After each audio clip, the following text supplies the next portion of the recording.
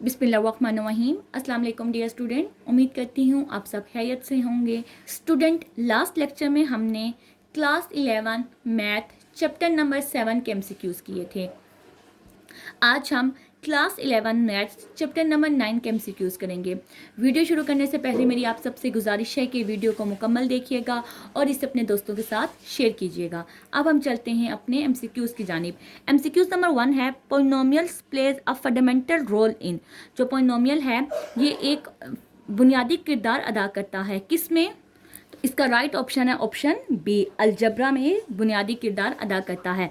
Polynomial division is use to determine. जो polynomial division होती है वो क्या डिटरमाइन करने के लिए इस्तेमाल होती है? Quotient and remainder. Option C is right option.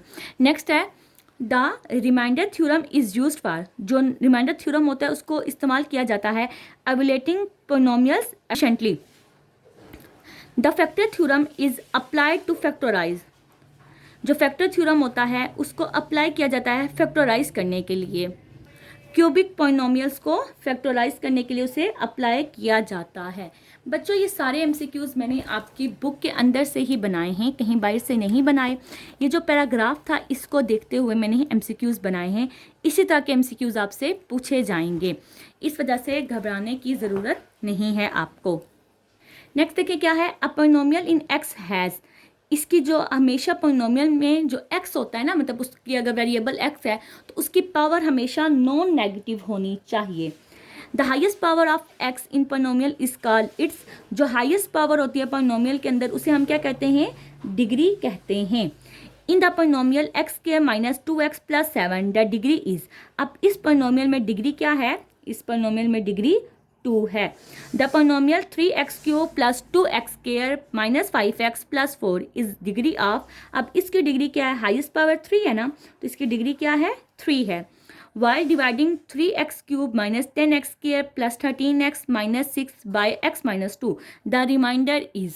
तो ये जो आपका एमसीक्यूज है मैंने इस एग्जांपल से लिया, ये यहाँ पे डिवाइड हुई हुई है तो रिमाइंडर कहते हैं जो हमारे पास लास्ट पे आता है। तो रिमाइंडर इसका क्या आया है? 4 आया है।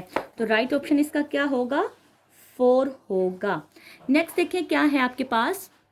नेक्स्ट एमसीक्यूज है the quotient obtained by dividing this by x minus 2 is. अब इसको डिवाइड करके हमारे पास जो क्वोशंट आता है वो क्या आता है?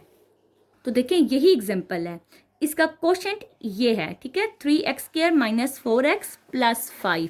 तो इसका राइट ऑप्शन क्या है? ऑप्शन ए है। According to the factor theorem, x minus a is a factor of the polynomial f of x if and only if।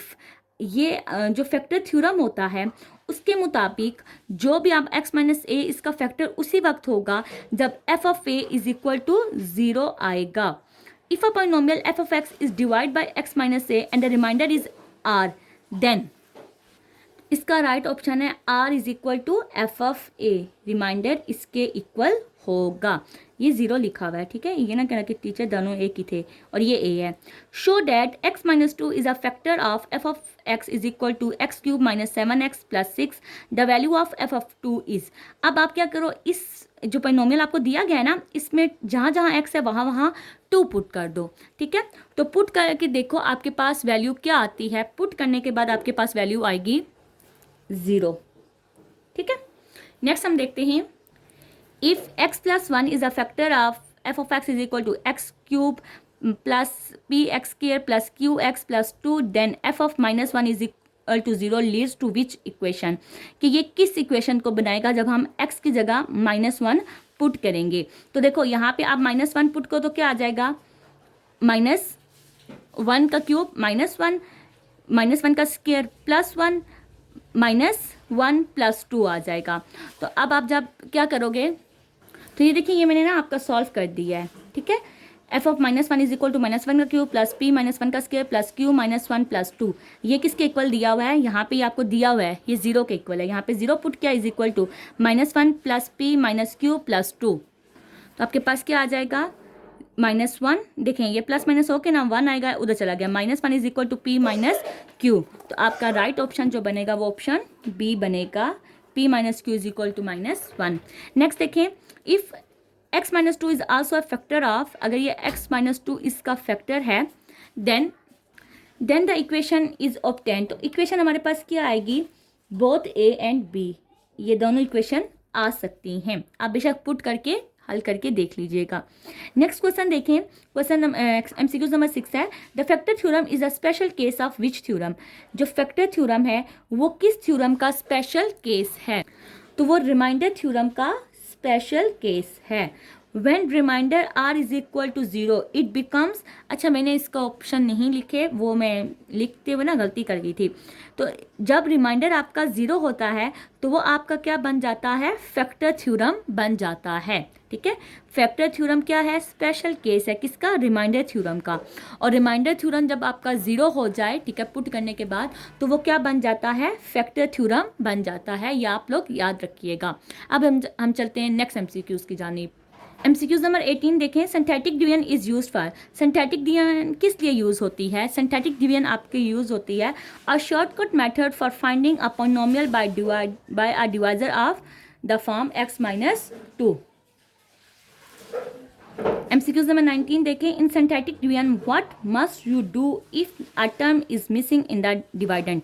के डिवाइडेंड के अंदर कोई टर्म मिस होती है, जब हम सिंथेटिक डिवीजन का इस्तेमाल करते हैं तो फिर हम उस टर्म की जगह क्या लिखते हैं? हम उस टर्म की जगह 0 को पुट कर देते हैं। Insert 0 for that term. Option C इसका राइट ऑप्शन है। In the synthetic division setup for dividing by x-a what is written to the left of the first term? The coefficient of p, the value of a। हम क्या करते हैं? जो a की value होती है हम उसको लिखते हैं।